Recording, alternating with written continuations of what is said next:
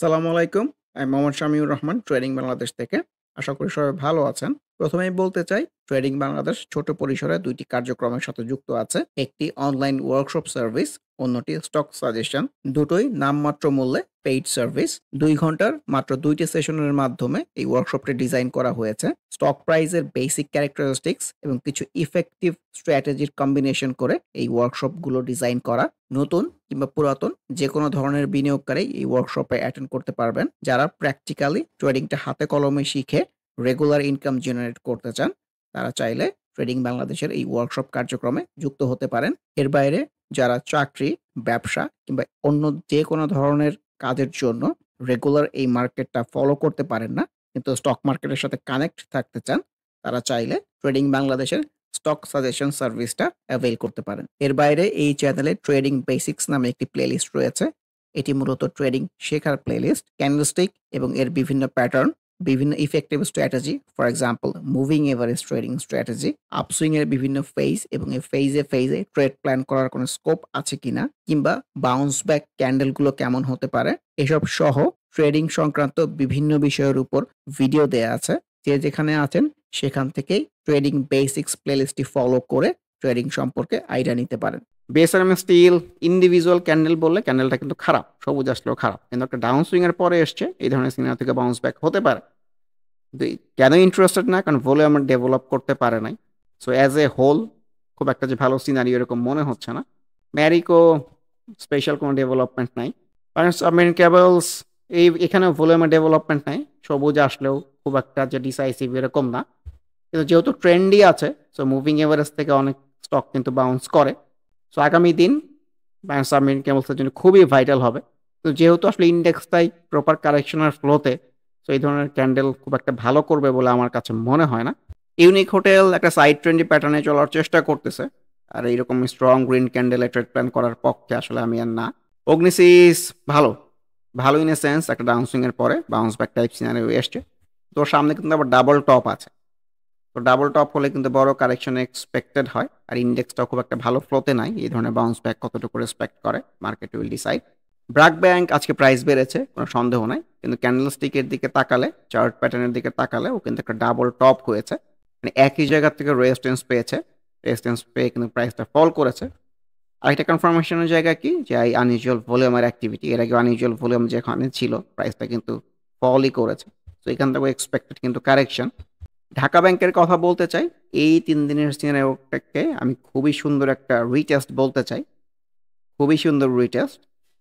So এখন index যখন কারেকশনের ফ্লোতে থাকে, এরকম সুন্দর রিটেস্টও অনেক সময় ফ্রুটফুল হয় না। সো এইটাও আমাদের কনসিডারেশনের মধ্যে রাখা উচিত। ব্রিটিশ আমেরিকান টোবাকো প্রাইস বেড়েছে, কিন্তু ক্যান্ডেলস্টিকের ফ্লো কিন্তু ভালো না। প্রপার সেল সিনারিও, তখন সেল সিনারিও হওয়া মানে কি? আপনার অবজারভেশন বন্ধ করে দিতে হবে? নেগেটিভ। সেল সিনারিও হওয়া মানেও আপনার অবজারভেশন আরও বেশি করে বাড়াতে হবে, কারণ আমরা জানি সেল সিনারিওতে কারেকশন না হয়ে উপরের দিকে যাওয়ার ইন্টেনশনস থাকলে এবং দিন শেষে যদি ক্যান্ডেলটা টিকে যায়, একটা ভালো ক্যান্ডেল আসে, সো আপসুইংয়ের কিন্তু আরও ফেজ হতে পারে। সো এখানে ভলিউমের ডেভেলপমেন্টটাও খুব ভাইটাল হবে। আর ইন স্পিনিং, এই যে ভলিউম কিন্তু ডিক্লাইনিং, সো প্রিভিয়াস সুইংয়ের টপের জায়গাও আছে, সো কারেকশনের ফ্লোতে ভাবা উচিত। জিপির কথাও বলতে চাই, ভলিউমটা ডেভেলপ করতে পেরেছে, যদিও গত দিনের চেয়ে কম হয়েছে, এটা একটা পজিটিভ বিষয়, কিন্তু দাঁড়িয়ে আছে ছোট পরিসর একটা রেজিস্ট্যান্সের সামনে। তার মধ্যে সেক্টরাল বিষয়টা একটি কনসিডারেশনের মধ্যে আনতে হবে, যে রবি কিংবা বাংলাদেশ সাবমেরিন কেবলস কেমন বিহেভ করতেছে। এগুলো যদি খুব একটা ভালো না করে এই জায়গা ব্রেক করে যাবে বলে আমার কাছে মনে হয় না। তারপরেও যদি ব্রেক করে যায়, আমরা কিন্তু তারপরেও ট্রেড প্ল্যান করার জায়গা পাবো, কারণ ওইটা কিন্তু এটা কনফার্ম হবে। ভলিউমটা যদি এই সেম পরিমাণ কন্টিনিউ রাখতে পারে, তাহলে তো খুবই ভালো, যে এখান থেকে কিন্তু আরেকটা আপসুইং হতে পারে। রিলায়েন্স ওয়ানের মধ্যে ক্যান্ডেলস্টিক রিফ্লেকশনটা খুবই ভালো, কিন্তু ভলিউম যেহেতু খুব একটা ভালো ডেভেলপ করতে পারে নাই, খুব একটা বেশি ইন্টারেস্টেড না। মিডল্যান্ড ব্যাংক ভলিউমটা কিন্তু পেয়েছে, ক্যান্ডেলস্টিকটাও খারাপ আসে নাই। অ্যান্ড ইন্ডেক্সের ফ্লো খুব একটা ভালো না, আবার এখান থেকে কতটুকু প্লে করে market will decide. Square Pharma proper কিন্তু একটা সাইড টেন মেনটেন করেই চলার চেষ্টা করতেছে। ইন্ডিভিজুয়াল স্টক আলোচনার শুরুতে যদি আমরা একটা নিয়ে বলি, এই কনভেনশনাল সাপোর্টটা তো ব্রেক করে গেছে, সো প্রপার ডাউন সুইংটা আসলে কোথায় গিয়ে শেষ হয় এটাই দেখতে চাই। প্রত্যেকটা কিংবা বেশিরভাগ স্টকের মধ্যেই কিন্তু একই ফ্লো, প্রপার কারেকশন হচ্ছে। কারেকশনগুলোকে অবজারভেশনের মধ্যে রাখতে হবে for new trade planning. Bank সেক্টরের মধ্যে এবি ব্যাংকের কথা বলতে চাই। এটা যে ভালো করবে না তা কিন্তু গতদিনই বোঝা গেছে। এনগালফিং সিনারিও চলে আসছিল, ভলিউমটাও ডিক্লাইনিং হয়ে যাচ্ছে। এখন কিন্তু কারেকশনের ফ্লোতেই ভাবতে হবে। এখন ব্যাংক সেক্টরের যে স্টকগুলা চার্ট প্যাটার্নের মধ্যে এইভাবে রিফ্লেক্টেড হচ্ছে, সকলগুলোর জন্যই কিন্তু সেম কথা। ইন্ডিভিজুয়াল কোনো স্টক ওইভাবে দেখার আসলে সুযোগ এই মুহূর্তে নাই।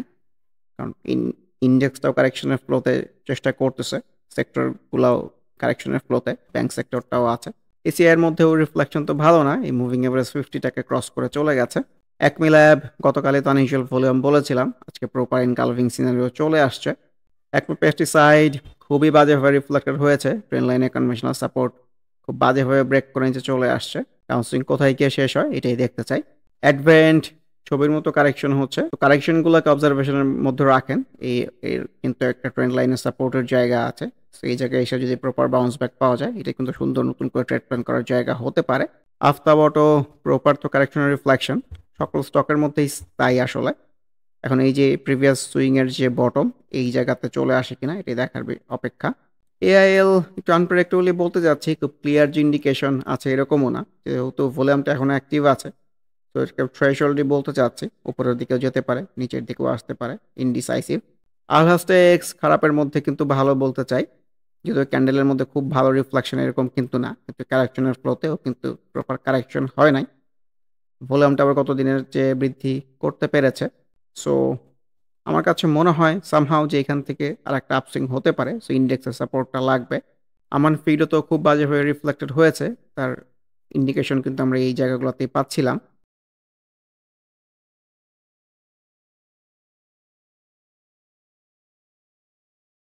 টেক্সটাইল সেক্টরের মধ্যে আনলিমার সিনারিও ভালো না। এই কনভেনশনাল সাপোর্টের কাছাকাছি আসবে এরকমই মনে হচ্ছে। আদার গ্যালভানাইজিং প্রপার কারেকশনের ফ্লো, ট্রেন্ড লাইনের যে সাপোর্টটা ছিল এটাও ব্রেক করে গেছে। এওএল ট্রিপল টপ হয়ে প্রপার কারেকশনের ফ্লো, কনভেনশনাল যে সাপোর্ট এইসব জায়গায় চলে আসবে হয়তো। ফাইন্যান্সিয়াল সেক্টরের মধ্যে বেলিজিং এর কথা বলতে চাই। এই কনভেনশনাল সাপোর্টের দিকেই কিন্তু কারেকশন হয়ে আসতেছে। তো এখান থেকে বাউন্স ব্যাক পেলে কিন্তু এটা প্ল্যান করার জায়গা হতে পারে।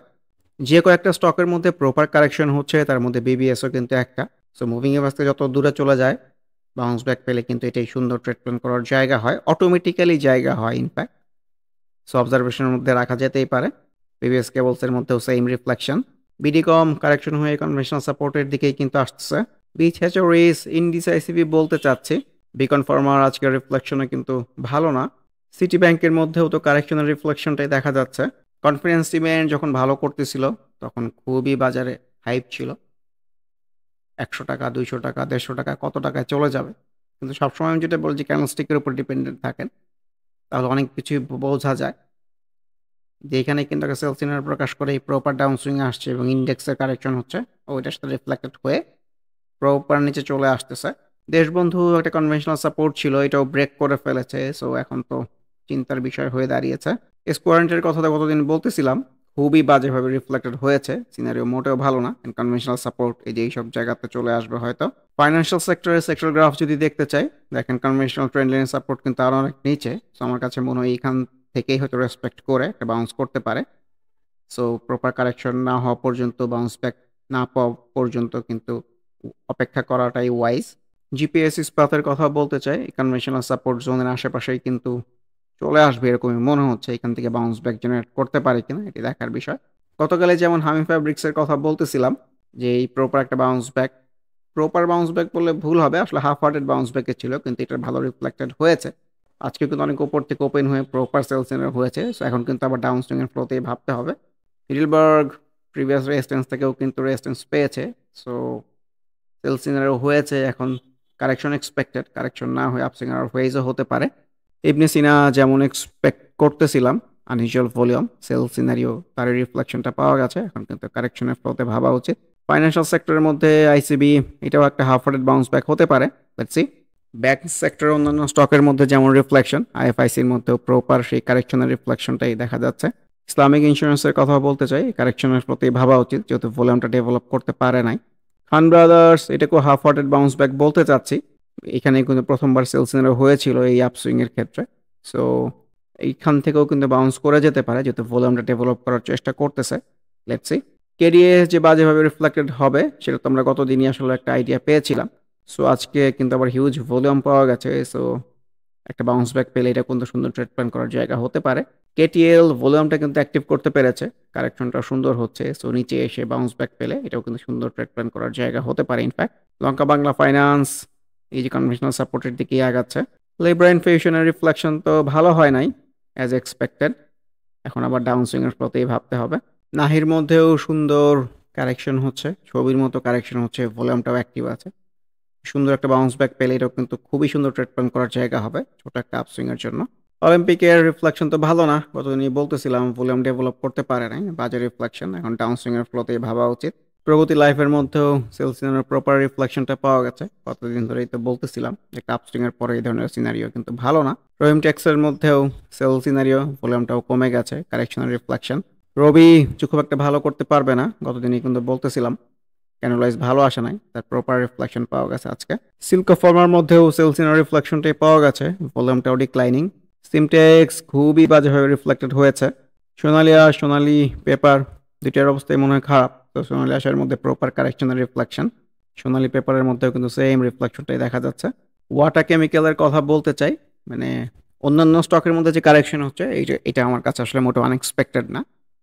সো কারেকশন হবে এটাই এক্সপেক্টেড ছিল, কারণ ক্যান্ডেলস্টিকের ফ্লো এরকম ছিল। কিন্তু ওয়াটার মধ্যে যেটা হয়েছে ভেরি আনএক্সপেক্টেড।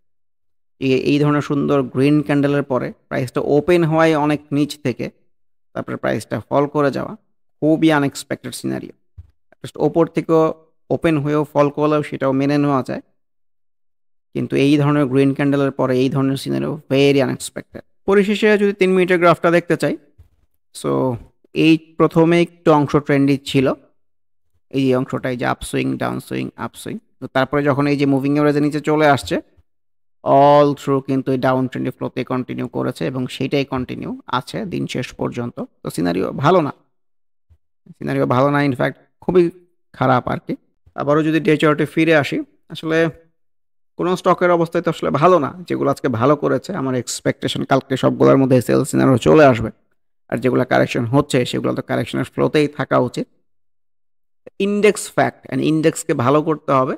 ইন্ডেক্স ভালো না করলে কোনো স্টকে যে খুব একটা ভালো অবস্থায় যেতে পারবে এরকম আমার কাছে মনে হচ্ছে না। আর এটাকেও যদি হাফ হার্টের ডাবল টপ সিনারিও বলি, তাহলে কিন্তু বড় কারেকশন এক্সপেক্টেড হতে পারে। মুভিং এভারেজ এই 50K রেসপেক্ট না করলে কিন্তু কনভেনশনাল যে সাপোর্ট এই জায়গাতেও চলে আসলো, অবাক হওয়ার কিছু নাই। সো অচিরেই মার্কেটের মধ্যে ভালো ফ্লো চলে আসবে এই আশাবাদ ব্যক্ত করে আজকের মতো ডিসকাশনটি শেষ করতে চাচ্ছি। আবারও মনে করিয়ে দিতে চাই, যারা নামমাত্র মূল্যে প্র্যাকটিক্যাল ওয়েতে ট্রেডিংটা হাতে কলমে শিখে রেগুলার ইনকাম জেনারেট করতে চান, তারা ওয়ার্কশপ অ্যাটেন্ড করতে পারেন। এর বাইরে এই চ্যানেলের ট্রেডিং বেসিক্স প্লেলিস্টের ভিডিওগুলো দেখে যে যেখানে আছেন সেখান থেকে ট্রেডিং সম্পর্কে আইডিয়া নিতে পারেন। এর বাইরে স্টক সাজেশন কার্যক্রমেও যুক্ত হতে পারেন। সবাই ভালো থাকবেন। আল্লাহ হাফেজ। Happy trading. This is Shamiur Rahman signing off from today's episode.